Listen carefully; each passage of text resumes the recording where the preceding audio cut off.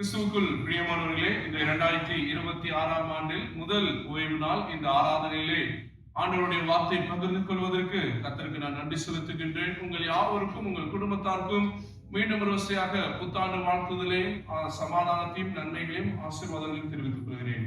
கர்த்தர் நல்லவர். அல்லேலூயா. இந்த வருடம் தொடங்கி எத்தனை நாள் ஆயிடுச்சு? 4 நாள். முதல் ஓய்வு நாள் கர்த்தருடைய பாதத்தில் உட்கார்ந்திருக்கிறோம். இந்த ஆண்டிலிருந்து கர்த்தர் நம்மை ஆசீர்வதித்து வருகிறார். நமக்கு கொடுத்த வாக்குத்தத்தம் ஏசாயா 41 அதிகாரம் 15 வசனம். சொல்லுவோமா? இதோ போர் அடிக்கிறதற்கு நான் உன்னை புதிதும் கூர்மையுமான பற்களுள்ள எந்திரமாக்குகிறேன்.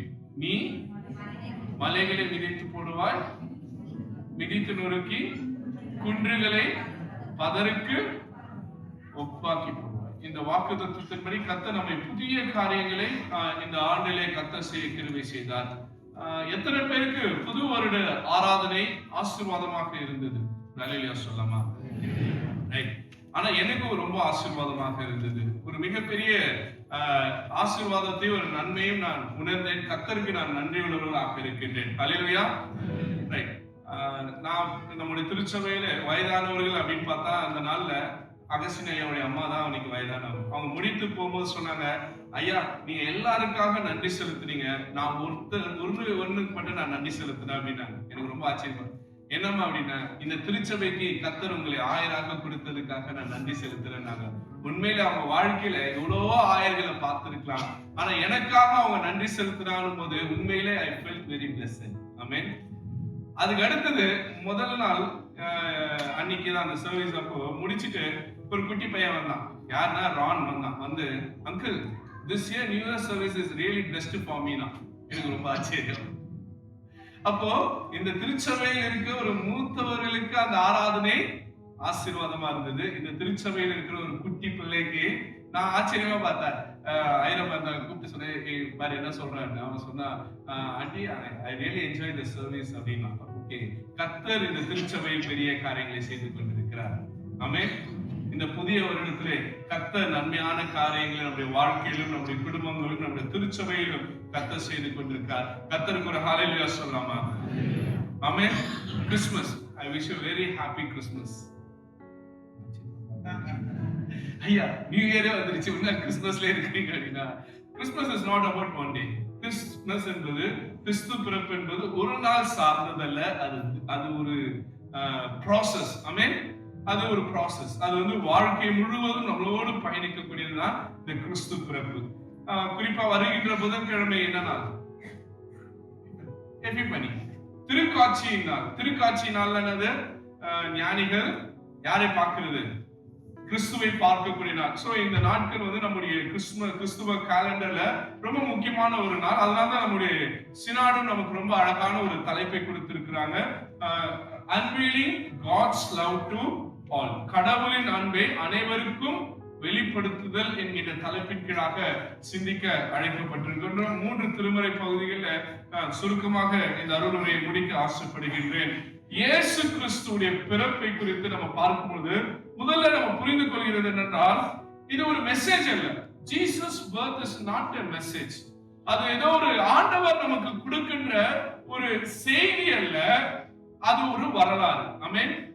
It's not a message, it's என்னடா எப்படி சொல்றேன்னா, வரலாற்று ஆசிரியர்கள் God enters into history. ஆண்டவர் வரலாற்றுக்குள்ளே இறங்கி வருகிறார். ஆண்டவர் காலத்துக்கு உட்பட்டவரா? ஆண்டவர் காலத்துக்கு உட்பட்டவரா? இல்ல. அவருக்கு டைம் ஃப்ரேம் ஏதாவது இருக்கா? இப்ப நமக்கு டைம் என்ன? 6:20 ரைட்டா? இப்ப இந்தியால டைம் என்ன? இதுல இருந்து ஒரு 1.5 மணி நேரம் கூடுதல் அப்படின்னா அர்த்தம் 8 மணி இருக்குமா? 7 ரைட். இதே யுஎஸ்ல ரைட். அப்ப டைம் ஜோனுக்கு எப்ப நேரம் மாறிக்கொண்டிருக்கிறது. இப்ப நம்ம இங்க 12 மணிக்கு நியூ இயர் கொண்டாடிட்டு இருக்கும்போது ஊர்ல என்ன பண்ணிட்டாங்க? எல்லாரும் கொண்டாடி முடிச்சிட்டாங்க. இன்னும் சில பேருக்கு இன்னும் கொண்டாட போறாங்க. ஒரு நியூஸ் பார்த்த, ஒரு ஃளைட் 2026ல டேக் அப் ஆகி 2025ல என்னாச்சா? லேண்ட் ஆச்சு. நடந்ததா இல்லையா? 26ல டேக் ஆஃப் ஆன ஃளைட் 20 ஃபைல்ல லேண்ட் ஆகுது. அப்போ டைம் ஜோன் மாறுது. இப்ப ஆண்டவர் டைம் ஜோனுக்கு உட்பட்டவரா? இல்ல. ஆனால் அவர் டைம் ஜோனுக்குள்ள வராரு. எப்ப வராரு? கிறிஸ்துவின் பிறப்பின் வழியாக வரலாற்றுக்குள்ளாக தன்னை உட்படுத்துகின்றார். அதுதான் நான் சொல்ல வந்த முதல் குறிப்பு. God enters into human history. இப்போ ஆண்டவர் இந்த வரலாற்றில் அவர் நமக்கு கொடுக்கக்கூடிய ரொம்ப அழகான காரியம். ஏன் ஆண்டவர் இந்த பூமியில பிறந்தார்? ஏதோ கடினமான கொஸ்டினா கேட்ட மாதிரி. நம்மை ரட்சிப்பதற்காக. பாவிகள் நம்ம யாரை சொல்லாதபடிக்கு, யாரை ரட்சிக்கிறதுக்காக? நம்மை. to redeem us, to save us. நம்மை அந்த மீட்பின் திட்டத்துல, அந்த ரிடெம்ப்ஷன் ப்ராசஸ்ல நம்மை கொண்டு செல்வதற்காக விண்ணுலகை விட்டு ஆண்டவர் பூமியில் அவதரித்தார். இந்த கிறிஸ்து பிறப்புடைய செய்தி அதுதான். இப்போ ஆண்டவர் ஏன் வந்தார் அப்படின்னா யோவான் 3:16 அதுதான் நமக்கு ஒரே விளக்கம். யோவான் 3:16 என்னது? தேவன் தம்முடைய ஒரே பேரான குமாரனை விசுவாசிக்கிறவன் எவனோ அவன் கெட்டு போகாமல் நித்திய ஜீவனை அடைபடிக்கு அவரை தந்தருளி இவ்வளவாய் உலகில் அன்பு கூர்ந்தார். இதுதான் அன்பின் வெளிப்பாடு. இதுதான் அது அன்பின் வெளிப்பாடு. ஆண்டவர் கர்த்தர் இந்த பூமியை, இந்த உலகத்தை, மக்களை நேசித்ததுனால தனக்குண்டான ஒரே மகன் யாரு? இயேசு கிறிஸ்து. கிறிஸ்துமஸ்னால என்னது? பரிசு தான். நமக்கு பிடித்தவங்களுக்கு பரிசு வாங்கி கொடுப்போம், கிஃப்ட் வாங்கி கொடுப்போம். கர்த்தர் நம் மீது அன்பு கொண்டதுனால நமக்கு கொடுத்த ரொம்ப அழகான பரிசு எது தெரியுமா? ஜீசஸ் கிரைஸ்ட், இயேசு கிறிஸ்து தான். இப்போ ஏன் கொடுத்தார்? அதுக்கு ஒரே ஒரு ஆன்சர், அன்பு தாங்க. என்னது? அன்பு. இன்னைக்கு சர்மன் ஃபுல்லா அந்த அன்பு தான் நம்ம பார்க்க போறோம்.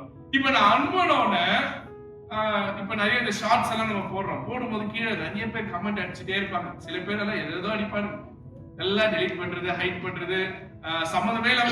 அதை கேட்கக்கூடிய முதல் கேள்வி, அன்பா இருக்கிறாருன்றாங்க. கடவுள் அன்பா இருக்கிறாருன்னா ஏன் பூமி அழிக்கிறாரு? ஏன் பூமி எதிர்ச்சி வருது? ஏன் சுனாமி வருது? ஏன் இயற்கை பேரழிவுகள் வருது? ஏன் பேண்டமிக் வருதுன்னு கேட்கிறாங்க. நியாயமா இல்லையா அவங்க கேட்கிற கேள்வி? கடவுள் அன்பா இருக்கிறார் என்றால் கடவுள் ஏன் தண்டிக்கிறாரு? நமக்கு தப்பா கற்றுக் கொடுக்கப்பட்டிருக்கிறது என்னன்னா, இயற்கை பேரழிவுகள், இயற்கை சீற்றங்கள் கர்த்தர் நம்மை தண்டிக்கிறார்ன்றது. அன்பா இருக்கிற கடவுள் எப்படி தண்டிப்பாரு? சரி, அப்படி யோசிக்கும் போது நான் உங்களுக்கு ஒரு உண்மை இன்னைக்கு சொல்லி தரேன். 2 யுத்தம் நடந்தது. முதல் உலகப் போர் எப்ப நடந்தது? First world war 1914 to 17, right. Second world வார் அதுக்கப்புறமா நடந்தது. அப்புறம் 44 to 45. ரொம்ப பிளட் நிறைந்த ஒரு காலகட்டம், ஒரு செஞ்சுரினா இந்த செஞ்சுரி தான் நம்ம சொல்லுவோம். இன்னைக்கு இந்த ஸ்டாட்டிஸ்டிக்ஸ் எல்லாம் எடுத்து பார்க்கும்போது கோவிடா இருக்கட்டும், இல்ல காலராவாக இருக்கட்டும், இல்லைன்னா வரலாற்றுல நிறைய பேண்டமிக்ஸ் வந்திருக்கு, நிறைய பேரழிவுகள் வந்திருக்கிறது. ஆனால் எந்த பேரழிவுகள்ல கூட இத்தனை கோடி மக்கள் செத்தது இல்லையா? கிட்டத்தட்ட சொல்றாங்க 20வது செஞ்சுரியில இருந்து நடக்கக்கூடிய அந்த யுத்தங்கள்ல 70ல இருந்து 85 மில்லியன் மக்கள் இறந்து கொல்லப்பட்டிருக்கிறார்கள். ரைட். 2 யுத்தத்துல மட்டும், ஃபர்ஸ்ட் வேர்ல்ட் வார்லயும் செகண்ட் வேர்ல்ட் வார். இத கம்பேர் பண்ணும்போது கடவுள் அனுப்புனாருன்னு சொல்றாங்க பாருங்க, இந்த சீற்றங்கள், பேரழிவுகள், பேண்டமிக், இதுல எதுவுமே கிட்ட கூட வரல 0.% அளவுக்கு, கொஞ்சம் தான். அப்போ இந்த உலகத்தை அழிச்சது கடவுளா மனுஷனா? பேண்டமிக்ல செத்தவங்களை விட யுத்தத்துல செத்தவன் தான் அதிகம். அப்ப யுத்தம் யாரு கிரியேட் பண்றா? கடவுளா கிரியேட் பண்றாரு? மனுஷங்க தான். ஒருத்தர் மீது ஒருத்தர் கோபம், விரோதம், பகைமை. இன்னைக்கு நம்ம மேலம கூட கொஞ்சம் யுத்த சூழ்நிலை மேகம் நம்முடைய சூழ்ந்திருக்கிறது. ஜெர்மனி, ரைட்டா? இந்த தேசம் மட்டுமல்ல, எல்லா தேசங்களிலும் இன்னைக்கு அந்த யுத்த மேகங்கள் சூழ்ந்து கொண்டிருக்கிறது. ஏன் காரணம் என்னவென்றால், கடைசி நாட்களில் என்ன தணிந்து போகும்? அன்பு தணிந்து போகும். For God so loved the world அப்படின்னா கடவுள் உலகை நேசிக்கிறார். ஆனால் மக்கள், நீங்களும் நானும் ஒருவரை ஒருவர் நேசிக்கிறது இல்லை. அதுதான் பிரச்சனை. நாம் ஒருவரில் ஒருவர் அன்பா இல்லாததுனாலதான் இத்தனை அழிவுகளும். இந்த கடவுளுடைய ஆக்ட்ஸ் ஆஃப் காட் அப்படின்றாங்க. கடவுளுடைய சீற்றங்களோ பேரிட அழிவுகளோ கொஞ்சம் அழிவுல கொண்டு வந்தாலும் இந்த உலகத்துடைய மக்களுடைய அழிவுல மிகப்பெரிய காரணமாக இருந்தது மனிதர்கள் தான். ஒருவேளை நீங்க பேண்டமிக் யோசித்து பாருங்க. பேண்டமிக் கடவுள் உருவாக்கல, யார் உருவாக்குனதுதான்? பயோவெப்பன் மனிதன் உருவாக்குனதுதான். அப்போ இதுக்கெல்லாம் காரணம் மனிதனிடத்தில் இருக்கின்ற அன்பு குறைவும் பணமும் அதிகாரமும் செல்வம் தான். அப்ப இன்னைக்கு கிறிஸ்தவர்களாக இருக்கிற நீங்களும் நானும் இதுல இருந்து வெளியே வந்து அன்பை பிரதிபலிக்கிறவர்களாக வாழ கிறிஸ்துமஸ் நம்மை அழைக்கிறது. God love is not withdrawn, it is unveiled. அது நமக்காக வெளிப்படுத்தப்படுகிறது. இன்னைக்கு 3 பகுதிகளை வாசிச்சோம்.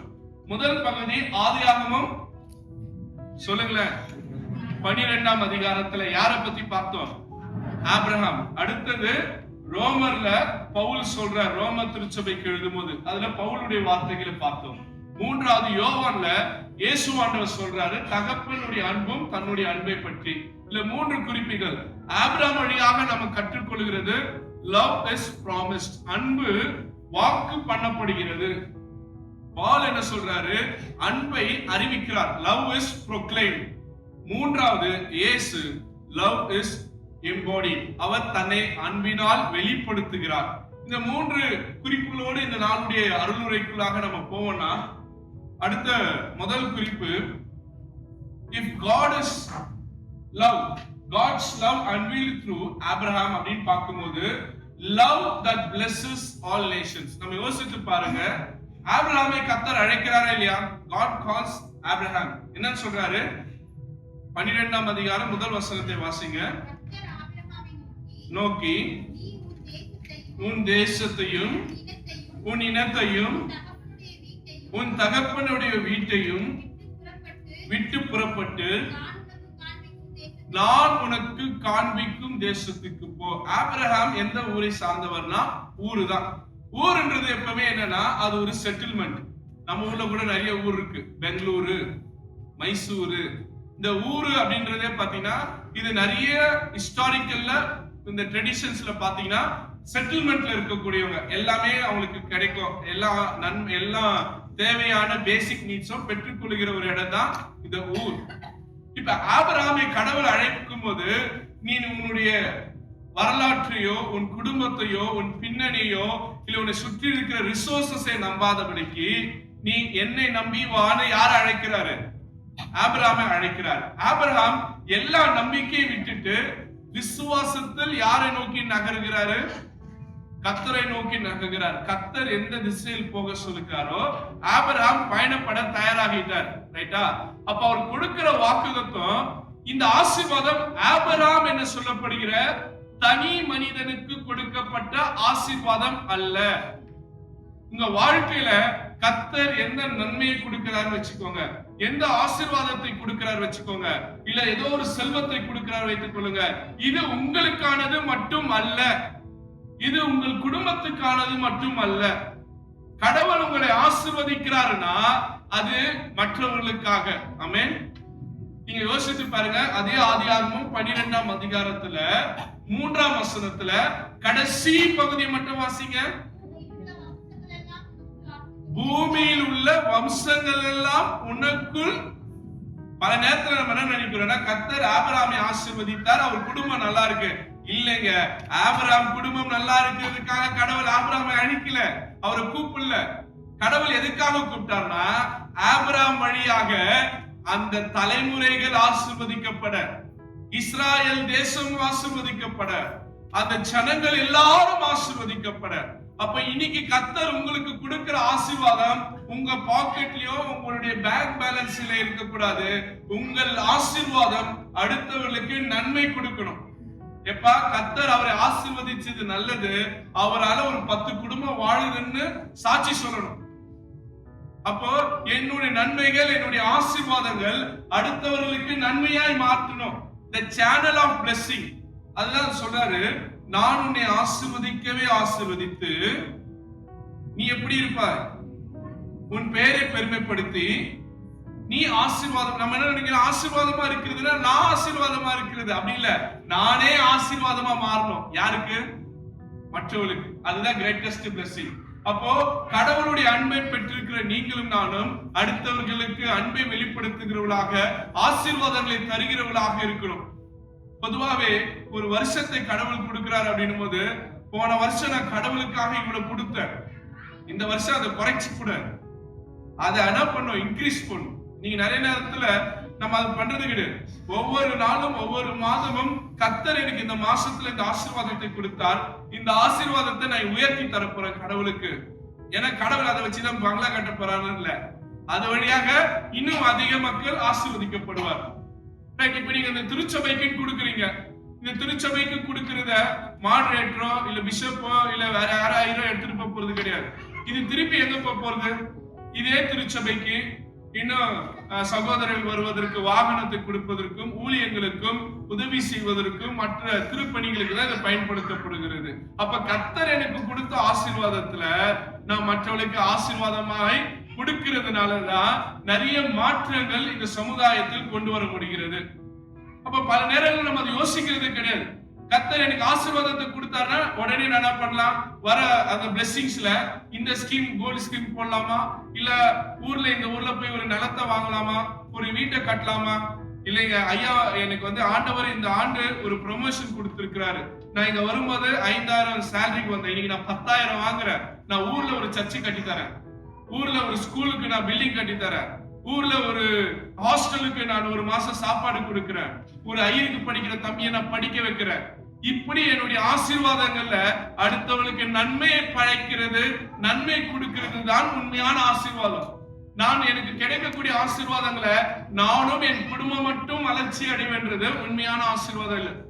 ஒரு சிலர் சொல்லியிருக்காங்க, நான் கேட்கும் போது ரொம்ப சந்தோஷமா இருக்கு, நாங்க இத்தனை குடும்பத்தை இத்தனை பிள்ளைகளை நாங்க படிக்க வைக்கிறோம், இத்தனை பிள்ளைகளுக்கு நாங்க உதவி செய்யறோம், இத்தனை பிள்ளைகளை நாங்க சப்போர்ட் பண்றோம் அப்படின்னு. அப்போ கர்த்தர் என்னை இந்த தேசத்தில் ஆசீர்வதித்திருக்கிறார், எனக்கு நன்மை கொடுத்திருக்கிறார் என்றால் நான் யாரோ ஒருத்தருக்கு ஆசீர்வாதமாக இருக்கணும். எத்தனை பேர் நம்ம அப்படி இருக்கிறோம்? இல்ல, நான் மட்டும் என் குடும்பத்தை மட்டும் என்று இருப்போம் என்றால் இந்த புது வருடத்திலே அந்த ஆசீர்வாதத்தை மற்றவர்களுக்கு நாம் பகிர்ந்து கொடுக்கிறவர்களாக, love that blesses all nations, அன்பு எல்லா தேசத்தையும் ஆசீர்வதிக்கும். அதுதான் சொல்றாரு 3ஆம் அதிகாரத்துல கடைசியில, பூமியில் உள்ள வம்சங்கள் எல்லாம் உனக்குள், ஐயா உங்க குடும்பம் மட்டும் ஆசீர்வதிக்கப்பட்டிருக்க கூடாது, உங்கள் குடும்பத்தை சுற்றி இருக்கிறவர்கள் மட்டுமல்ல, நீங்கள் வாழ்ந்த கிராமம், உங்க பகுதி, உங்களை அனுப்பிய உங்களுடைய சொந்தம், உங்களுடைய பந்தம், உங்களுடைய பட்டணம், உங்களுடைய டயசிஸ், உங்களுடைய திருச்சபை எல்லாம் ஆசீர்வாதமா இருக்கான்னு யோசித்து பாருங்க. சுயநலமான ஒரு வாழ்க்கையை விட்டு பொதுநலத்தோடு, இங்க நான் நல்ல ஒரு இன்கிரிமெண்ட் வந்ததா, ஊர்ல ஒரு நன்மை செய்யணும், ஒரு பிள்ளைய படிக்க வைக்கணும், ஒரு பிள்ளைய தாங்கணும், ஒரு பிள்ளைக்கு திருமணம் செய்து வைக்கலாம். எத்தனை பிள்ளைங்க ஊர்ல திருமணம் பண்ணிக்க முடியாம இருக்கிறாங்க தெரியுமா? வரதட்சணைனாலும் பண தேவைகளாலும் கல்யாணம் பண்றதுக்கு காசு இல்லாம. எங்களுடைய டயசிஸ்ல பெரிய பெரிய திருச்சபைகள் வருஷத்துக்கு ஒரு தடவை 10 இலவச திருமணம் பண்ணுவாங்க. காரணம், அந்த அளவுக்கு பண்ண முடியாத, திருமணத்தை கூட நடத்த முடியாத பெண் பிள்ளைகள் இருந்து கொண்டிருக்கிறார்கள், குடும்பங்கள் இருந்து கொண்டிருக்கிறது. அப்போ இன்னைக்கு நம்ம திருச்சபையாக என்ன செய்யறோம், குடும்பமாக என்ன செய்யறோம், மற்றவர்களை தாங்குகிறவர்களாக இருக்கிறோமா, மிஷினரிகளை தாங்குறோமா, ஊழியக்காரர்களை தாங்குறோமா, ஊழியங்களை கட்டுறோமா, திருச்சபைகளை கட்டுறோமான்னு யோசித்து பாருங்க. இல்ல நம்ம சர்ச்சை தான் செய்யணும்னு அவசியம் இல்லை, தனி மனிதர்களாக கூட செய்யலாம். நான் ஒருவன் ஒரு தேசத்துக்கே ஆசீர்வாதமாக இருக்கலாம், நான் ஒருவன் என் கிராமத்துக்கே ஆசீர்வாதமாக இருக்கலாம், நான் ஒருவன் என் நகரத்துக்கே ஆசீர்வாதமாக இருக்கலாம், நான் ஒருவன் என் டயசிஸ்கே ஆசீர்வாதமாக இருக்கலாம். ஏன்னா கர்த்தர் இந்த தேசத்தில் என்னை, சொல்லுங்களேன், நீங்க ஆசீர்வதிக்கல, நான் உங்களை ஆசீர்வதிக்க மாட்டார், என்னை ஆசீர்வதித்திருக்கிறார். இந்த ஆசீர்வாதத்தை நான் அவளோடு பகிர்ந்து கொள்கின்றேன். ஆபிரகாம் அதை செய்கிறதாக நாம் உணர்ந்து கொள்கின்றோம். அருமையான தேவச்சனமே, இந்த இரவேளையிலே நாம் புரிந்து கொள்கின்ற முதல் குறிப்பு, நாம் மற்றவர்களுக்கு ஆசீர்வாதமாக இருக்க வேண்டும் என்று. அடுத்ததாக வாசிக்க கேட்ட ரோமர் 8ஆம் அதிகாரம் 31ஆம் வசனத்திலிருந்து 39ஆம் வசனம். நம்ம அன்புனாலே பவுல் சொன்னதுல ஒண்ணு ஞாபகம் வந்துரும். எது அன்புனாலே எது ஞாபகம் வரும்? பவுல் எழுதுனதுல 1 கொரிந்தியர் 13, அன்பு சகலத்தின் தாங்கும், எல்லாமே ஓகே. இது எல்லாமே திருமண ஆராதனையில படிக்கக்கூடிய வசனம்.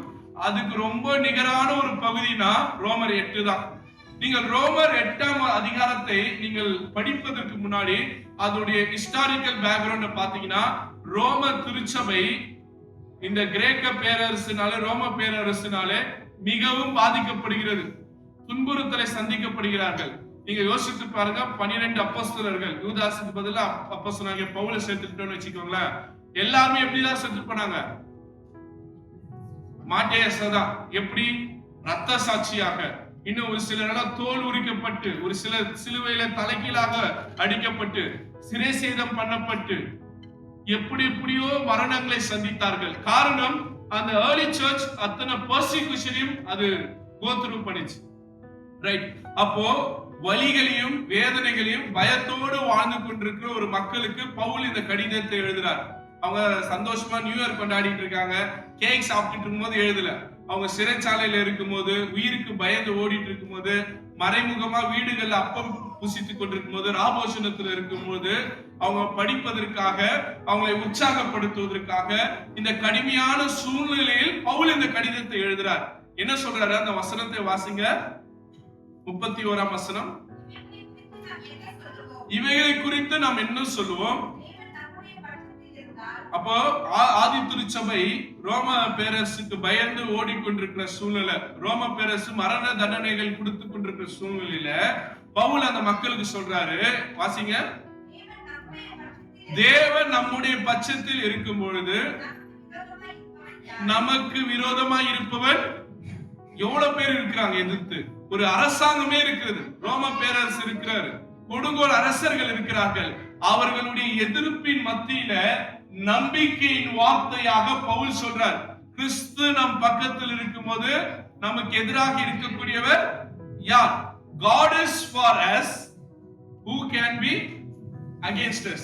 இன்னைக்கும் இந்த புதிய வருடத்துல நம்பிக்கை இல்லாமல் நீங்கள் தொடங்கி இருப்பீர்கள் என்றால், உங்களுக்கு எதிராக எவ்வளவு பெரிய உபத்திரவம் இருந்தாலும், எவ்வளவு பெரிய காரியங்கள் இருந்தாலும், கிறிஸ்து உங்கள் பக்கத்தில் இருக்கும்போது உங்களுக்கு எதிராக இருக்கக்கூடியவர் யார்? சொல்லுங்க. Who can be against us? Amen. Who can be against us? No one. கிறிஸ்து என் பக்கத்தில் இருக்கும்போது எனக்கு எதிராக யாரும் இருக்க முடியாது. அடுத்தது வாசிங்க தொடர்ந்து.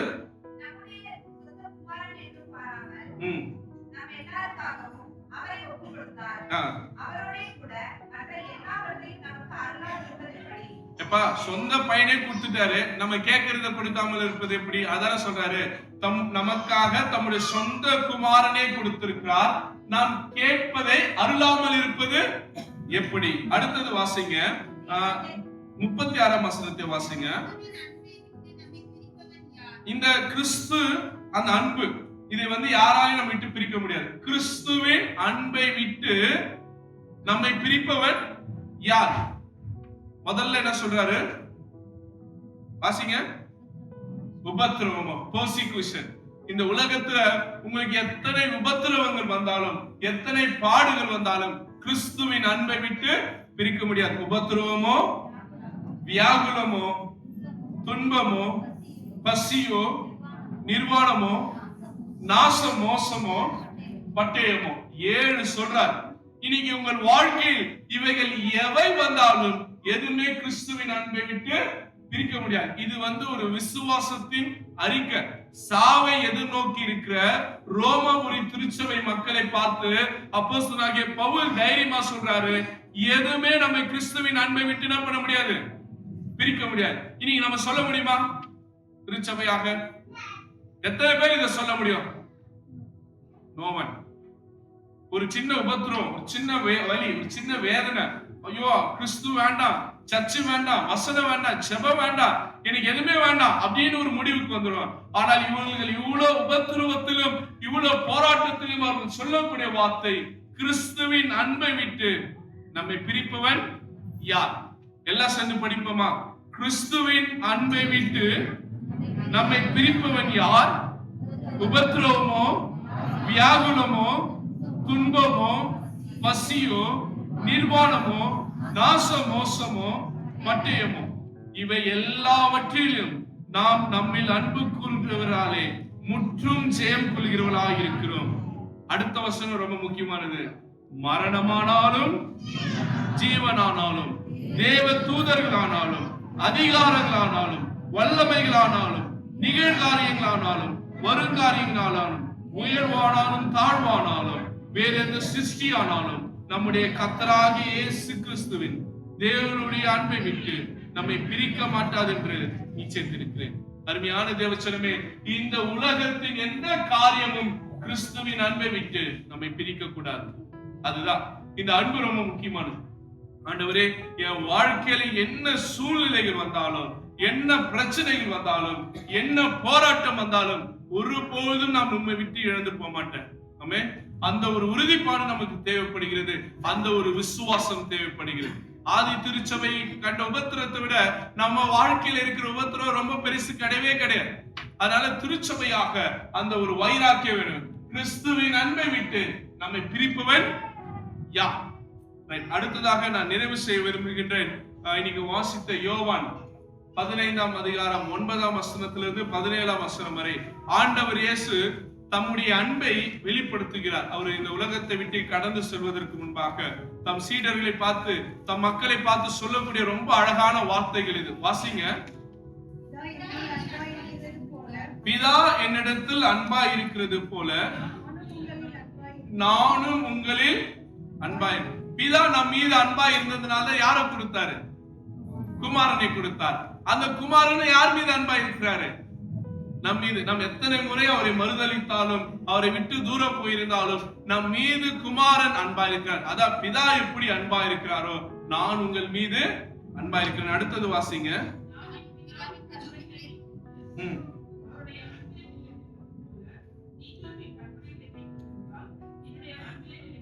ரைட். அப்போ நான் கிறிஸ்துவின் அன்பில் இருக்கிறேன் அப்படின்னு நம்ம எப்படி சொல்ல முடியும்னா, அவர் விதித்த கட்டளைகளை கீழ்ப்படிவது. அவர் சொன்ன ரொம்ப அழகான கட்டளை என்ன தெரியுங்களா? இதுல பாருங்க 17ஆம் வசனத்துல, நீங்கள் ஒருவரில் ஒருவர் அன்பாய் இருக்க வேண்டும் என்று இவைகளை உமக்கு கற்பிக்கிறேன். அப்போ இது ஒரு கமாண்ட்மெண்ட். என்ன கமாண்ட்மெண்ட்? நாம் அன்பாய் இருப்பது. அப்போ இந்த பூமியில் வாழ்ந்து கொண்டிருக்கிற நீங்களும் நானும் இந்த பூமியில் வாழும் காலங்களிலே அன்பாய் இருக்குவதுதான் கர்த்தர் நமக்கு கொடுக்கக்கூடிய மிகப்பெரிய ஒரு கட்டளையாக இருக்கிறது. இப்போ இங்க ஆண்டவர் சொல்றாரு, நான் உன்னை எஜமானன் கூப்பிட விரும்பல. அந்த வசனத்தை வாசிங்க.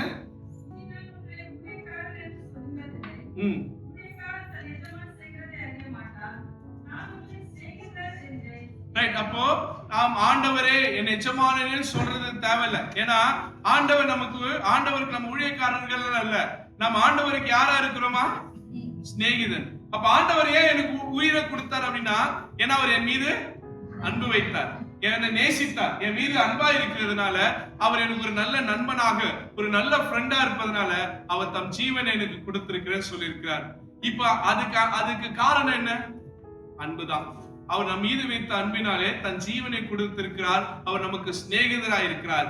இப்போ அந்த உயிரை பெற்றிருக்கிற நாம், அந்த ரட்சிப்பை பெற்றிருக்கிற நாம் இந்த பூமியில் எப்படி இருக்க போறோம்? அன்பாய் இருக்க போறோமா? இல்ல கோபங்கள், வைராக்கியங்கள், விரோதங்கள் இதை தரித்தவர்களாக இருக்க போறோமா? ஏன்னா இந்த புது வருஷத்துல புது மனுஷனாக ஆவதற்கு தான் நம்ம அழைக்கப்பட்டிருக்கிறோம். பழையவைகளை கழிந்து போடுங்கன்னு சொன்னேன்.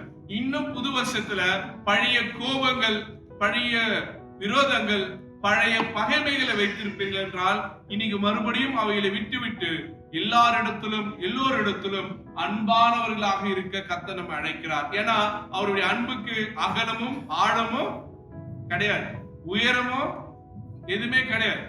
99 ஆடு இருக்கு. ஆண்டவர் எந்த ஆட்டை தேடி போனாரு? 99 ஆடுடைய வர்த்து பெருசா, ஒரு ஆட்டோடைய வர்த்து பெருசா? ஆண்டவருக்கு அன்புக்கு வேல்யூவே கிடையாது. அன்புக்கு என்ன கிடையாது? 99 மீது எவ்வளவு அன்பு வைத்திருக்கிறாரோ அதே அன்பு எது மீது வைத்திருக்கிறாரு? அந்த ஒண்ணு மேலயும். அப்போ ஆண்டவர்கிட்ட இந்த ஆட்டு மேல எனக்கு அன்பு அதிகம், இந்த ஆட்டு மேல அன்பு கம்மியெல்லாம் இல்ல. எல்லா ஆட்டையும் ஆண்டவர் எப்படிதான் நேசிக்கிறாரு? ஒன்று போல நேசிக்கிறார்.